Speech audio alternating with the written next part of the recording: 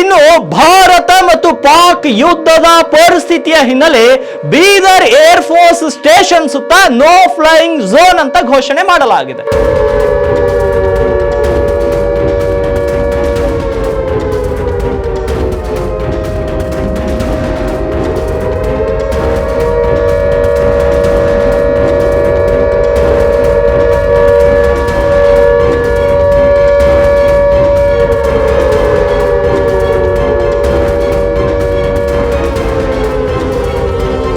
Air force ಸುತ್ತಮುತ್ತ 5 kilometre ವ್ಯಾಪ್ತಿಯಲ್ಲಿ ತಾತ್ಕಾಲಿಕವಾಗಿ ನೋ ಫ್ಲೈ ಝೋನ್ ಅಂತ ಘೋಷಣೆ ಮಾಡಲಾಗಿದೆ. ಈ ಡ್ರೋನ್ಗಳು ಮತ್ತು ಗ್ಲೈಡರ್ ವಿಮಾನಗಳು ಮತ್ತು ಎಲ್ಲ ಸಣ್ಣ ವಿಮಾನಗಳು ಮತ್ತು ನಾನ್ ಶೆಡ್ಯೂಲ್ ವಿಮಾನಗಳ ಹಾರಾಟವನ್ನು ನಿಷೇಧ ಮಾಡಲಾಗಿದೆ.